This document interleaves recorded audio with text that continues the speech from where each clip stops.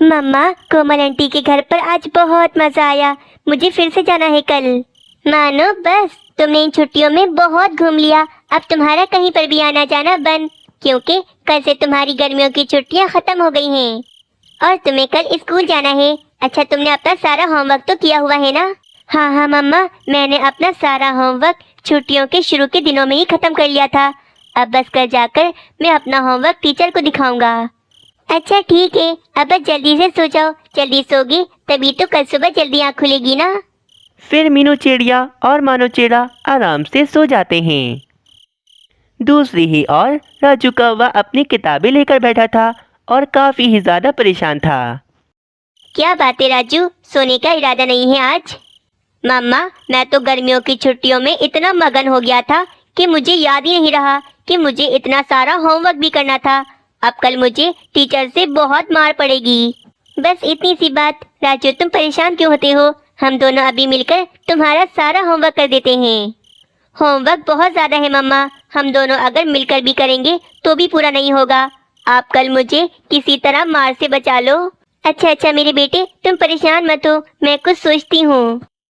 हाँ, मिल गया उपाय। राजू, जहाँ तक मुझे पता है कि जंगल में मानो चिड़ा पढ़ाई में सबसे ज़्यादा अच्छा है। उसने तो अपना सारा होमवर्क करके रखा होगा ना?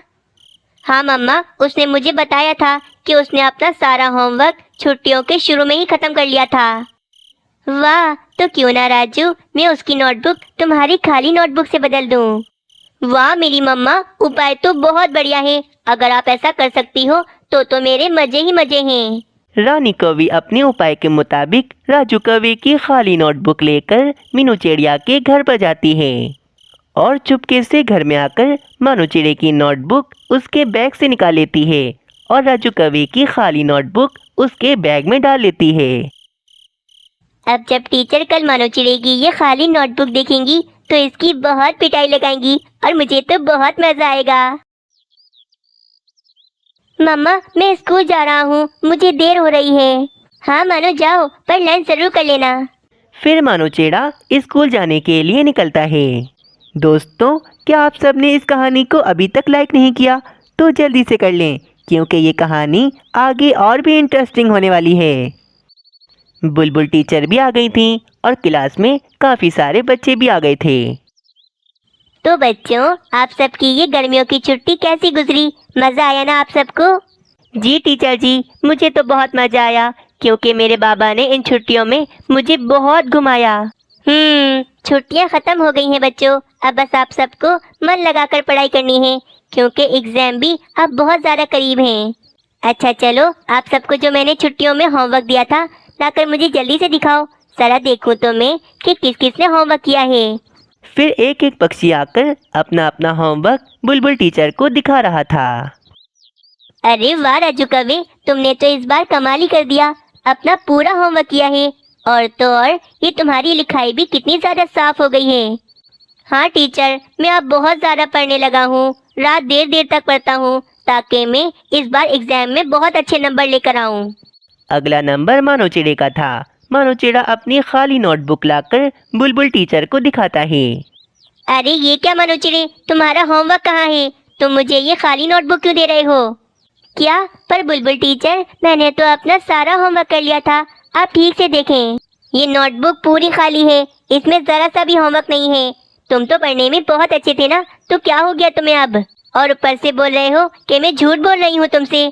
चलो जाओ, क्लास के बाहर जाकर अपने दोनों पर ऊपर करके खड़े हो जाओ। पर बुलबुल टीचर। बेचारा मानो चिड़ा बिना किसी गलती के अपने दोनों पर ऊपर किए राजू कौवे की सजा भुगत रहा था। मानो चिड़े, आज पहली बार बुलबुल टीचर ने तुम्हारी मुझसे बहुत शिकायत की कि तुमने अपना जरा सा भी होमवर्क नहीं किया। मैंने अपना सारा होमवर्क कर लिया था, ना जाने मम्मा मेरा होमवर्क कहाँ चला गया। मीनू चिड़िया, तुम अपनी हो इसीलिए समझा रही हूँ कि जरा अपने बेटे को समझाओ कि पढ़ाई में ध्यान दे, कहीं फेल ना हो जाए तुम्हारा निकम्मा बेटा। रानी कवि चुप करो, निकम्मा नहीं है मेरा बेटा। अब जाग जाओ भाई, जाग जाओ मीनू चिड़िया, और अपने निकम्मे बेटे को अच्छे से पढ़ने को कहो, वरना ये मुझे लगता है एग्जाम में फेल हो जाएगा। मुझे पता है पक्षियों कि मानो चिड़े ने सारा होमवर्क कर लिया था। लगता है किसी चालाक पक्षी ने मानो चिड़े की नोटबुक अपनी नोटबुक से बदल ली है। जाओ जाओ मीनू चिड़िया, अब अपना बच्चा पढ़ने में निकम्मा है तो दूसरों पर तो इल्जाम मत डालो। तुम सब देखना पक्षियों, मेरा मानो चिड़ा इतनी मेहनत करेगा कि तुम सब पक्षियों के बच्चों से अच्छे नंबर लेकर आएगा। ये कहकर मीनू चिड़िया वहाँ से चली जाती है। मुझे माफ कर दो मम्मा, सब पक्षियों ने आज आपको बहुत बातें सुनाई, परंतु मैं क्या करूं, मैंने तो अपना सारा होमवर्क कर लिया था, ना जाने मेरा होमवर्क कहाँ चला गया। मैं जानती हूँ मेरे बेटे, मुझे लगता है जरूर तुम्हारी नोटबुक उस रानी कवि ने ही चुरा ली होगी। जो भी हो, पर देखना मम्मा, मैं दिल लगाकर पढ़ूंगा और आपका सर कभी झुकने नहीं दूंगा। वहीं अब रानी कवि भी राजू कौवे को बहुत समझा रही थी। राजू, अब तुम्हें बहुत मन लगाकर पढ़ना होगा, कहीं ऐसा ना हो कि मीनू चिड़िया की बात सच हो जाए।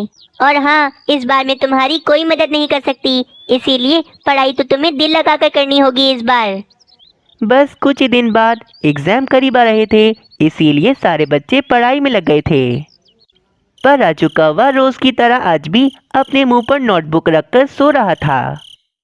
हाय रे, मेरा बेटा थक गया तो अब लेटे लेटे पढ़ाई कर रहा है। राजू कौवा तो रोजाना ऐसे ही अपनी माँ को बेवकूफ़ बना रहा था और उधर ही मानो चिड़ा पूरी पूरी रात बस पढ़ाई में लगा रहता था। मानो बहुत रात हो गई है, चलो अब सो जाओ, कल सुबह पढ़ाई कर लेना। मम्मा, बस थोड़ा सा रह गया है, आप सो जाओ आराम से, मैं भी सो जाऊंगा थोड़ी देर में। अब आखिरकार एग्जाम का दिन आ ही जाता है।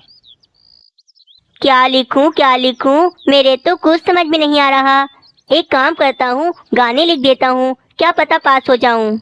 राजू कौवा प्यारा, सबका राज दुलारा, काली काली उसकी आंखें, सबकी आंखों का तारा। अब तो देखना सबसे अच्छे नंबर आएंगे मेरे। सब बच्चों का रिजल्ट आने वाला है, देखना पक्षियों, मेरा राजू कौवा तो इस बार सबसे अच्छे नंबर लाएगा, क्योंकि मेरे बेटे ने इस बार रात दिन पढ़ाई की है।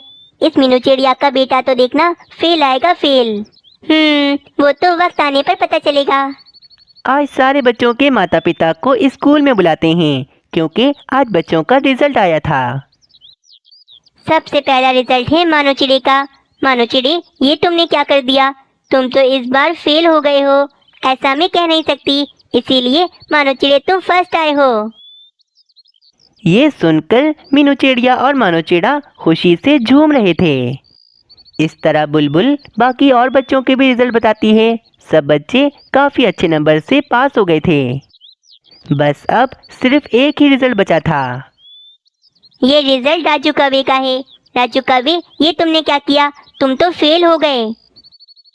तुम्हें पता है रानी, तुम्हारे इस नालायक बेटे ने पेपर में गाने लिखे थे, गाने, जिसे पढ़ पढ़ कर मुझे बहुत हंसी आ रही थी। रानी कवि, पिछले साल भी तुम्हारा बेटा फेल हो गया था और मैंने तुमसे कहा था कि अगर अगले साल भी तुम्हारा राजू फेल हुआ तो मैं इसे अपने स्कूल में नहीं रखूंगी। ये तो बार बार फेल होकर हमारे स्कूल का नाम खराब कर रहा है, इसीलिए मैं आज ही इसे स्कूल से निकालती हूँ। रानी कवि तो अब किसी पक्षी को मुँह दिखाने के लायक नहीं बची थी। वे तो शर्मिंदा होकर वहाँ से चली जाती है। घर पर आकर तो रानी कवि अपना सारा गुस्सा राजू कवि पर निकालती है और उसे बहुत ज़्यादा ही मारती है। चिड़िया अपने समोसों का ठेला लगाकर अपना घर चलाती थी। बेचारी चिड़िया के पति की एक हादसे में मौत हो गई थी, जिस कारण वे चिड़िया अब अकेले ही अपने घर को चला रही थी। ये लो मानो, मैंने तुम्हारे लिए गरम गरम समोसे बनाए हैं, चलो जल्दी से खा लो, फिर तुम्हें स्कूल भी जाना है। हाँ मम्मा, मैं अभी खाता हूँ समोसे, परंतु मैं सोच रहा हूँ क्यों ना मैं आज स्कूल की छुट्टी कर लूँ और सारा दिन घर में रहूँ आराम से। मानो, कोई छुट्टी वुट्टी नहीं होगी स्कूल की, सीधी शराफत से स्कूल जाओ। मैं तुम्हारी पढ़ाई के लिए देखो दिन रात मेहनत करती हूँ, और अगर तुम इसी तरह छुट्टियाँ करोगी तो तुम बड़े होकर कामयाब कैसे होगे। अच्छा ठीक है मम्मा, मैं चला जाता हूँ स्कूल। फिर मानो चिड़ा समोसे खाकर स्कूल चला जाता है। मानो चिड़ा तो चला गया, अब अपना समोसों का ठेला खोल लेती हूँ मैं। ये कहकर मीनू चिड़िया अपने काम पर चली जाती है। मीनू चिड़िया गरम गरम स्वादिष्ट समोसे बना रही थी और उसके पास तो पक्षियों की भीड़ लग जाती है। मीनू चिड़िया का व्यापार काफ़ी अच्छा चलता था और इससे मीनू चिड़िया काफ़ी ही ज़्यादा खुश थी। हाँ तोते, तुम्हें मैं अभी गरम गरम समोसे देती हूँ, जरा थोड़ा सा इंतजार करो। मीनू चिड़िया, आज मेरी पत्नी मुझसे नाराज है, बस इसे मनाने के लिए ही तुम्हारे स्वादिष्ट समोसे लेकर जा रहा हूँ। इससे वे जरूर मान जाएगी। मेरी पत्नी जब भी मुझसे नाराज होती है, मैं उसे ले जाकर तुम्हारे समोसे खिला देता हूँ। वो तो एकदम खुश हो जाती है खाकर। चलो तोते, मेरे समोसों से तुम्हें कुछ तो फायदा हो रहा है। कालू जी, कल हमारे घर पर मेरे भाई आ रहे हैं। आपको तो पता है कि भाई को मीनू चिड़िया के हाथ के बने समोसे कितने ज़्यादा पसंद हैं। उन्होंने कहा है कि जब वो आए तो हम उन्हें मीनू चिड़िया के समोसे खिलाएं। आप जाएं, जाकर मीनू चिड़िया को 10 समोसों का कह दें। हाँ रानी, मैं अभी चला जाता हूँ मीनू चिड़िया के पास। फिर कालू कौवा मीनू चिड़िया के पास चला जाता है। मीनू चिड़िया, कल रानी कौवी का भाई आ रहा है घर पर और मुझे पैसों की बहुत ज़रूरत है।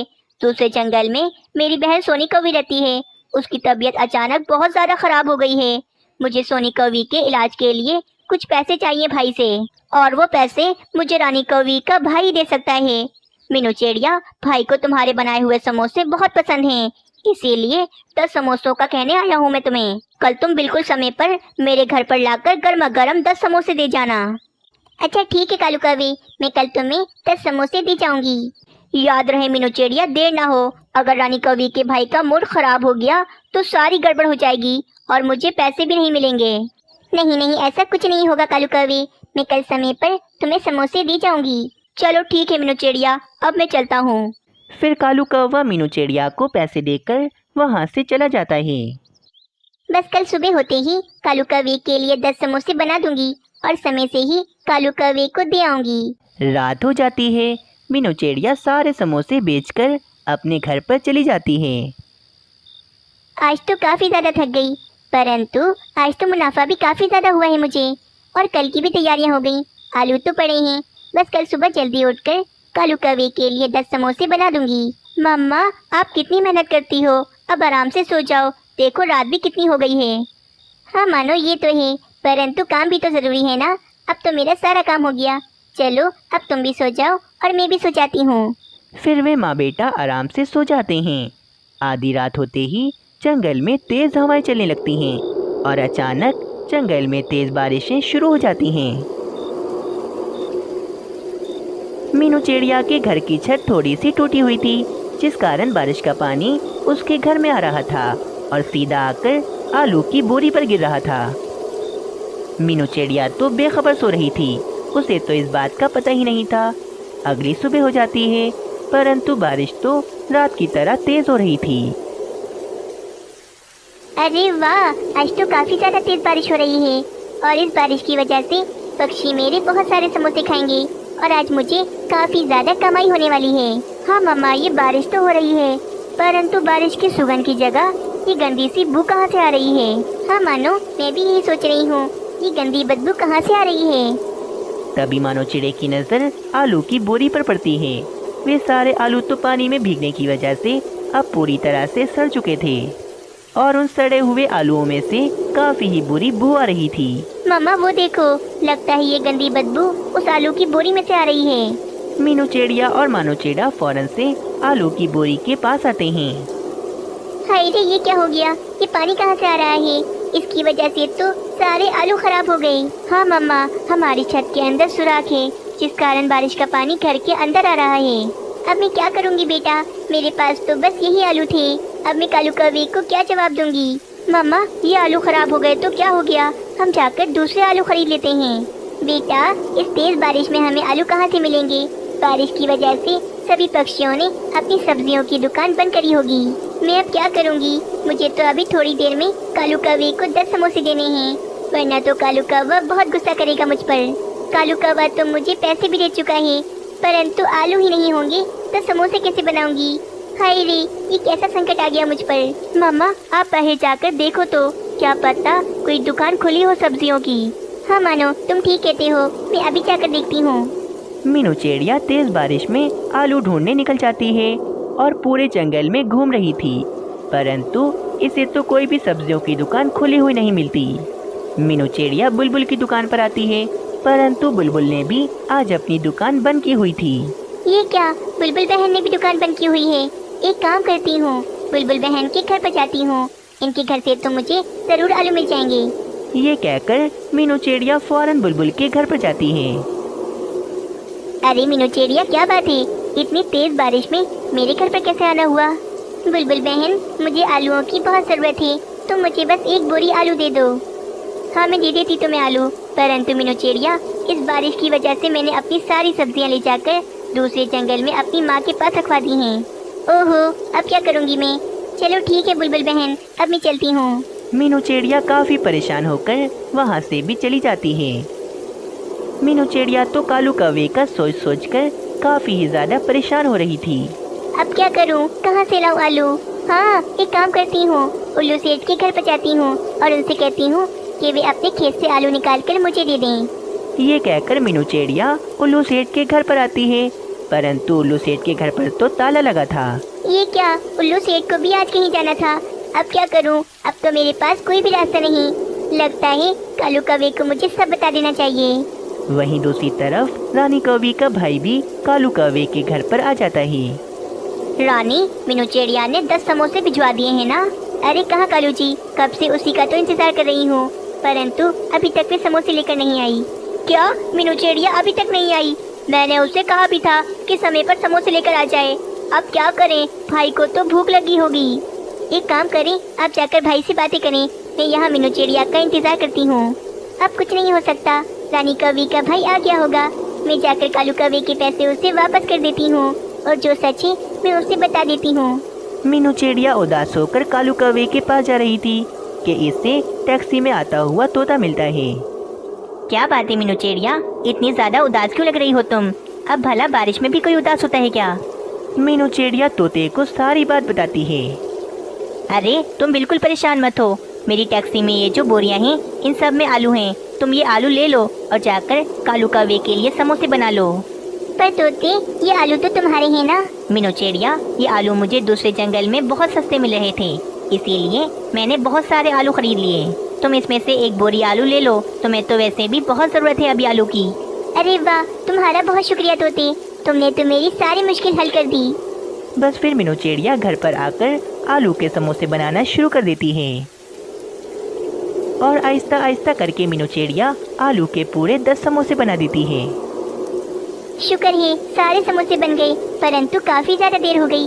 चलो फौरन से लेकर जाती हूँ कालू कौवे के घर पर। फिर मीनू चिड़िया सारे समोसे लेकर कालू कौवे के घर पर आती है। मीनू चिड़िया को देखकर तो कालू कौवा खुश हो जाता है। माफ करना मुझे कालू कौवे, इस बारिश की वजह से काफी ज्यादा देर हो गई, परंतु ये समोसे गर्मा गर्म और बहुत ज्यादा स्वादिष्ट हैं। शुक्र है मीनू चिड़िया कि तुम आ गई। अरे वाह वाह कालू कौवे, तुमने मेरे लिए गरम गरम समोसे मंगवाए। समोसे तो मुझे बहुत पसंद है, तुमने तो मेरा दिल खुश कर दिया। कालू कौवा इसी दौरान रानी कौवी के भाई से पैसे की भी बात कर लेता है। अरे हाँ हाँ भाई कालू कौवे, मैं तुम्हें पैसे दे दूंगा। अब भला तुमने मेरे लिए इतने गरम गरम समोसे मंगवाए हैं, तो मैं तुम्हें कैसे मना कर सकता हूँ। इस तरह सब कुछ ठीक हो जाता है। मीनू चिड़िया भी खुशी खुशी अपने घर पर चली जाती है।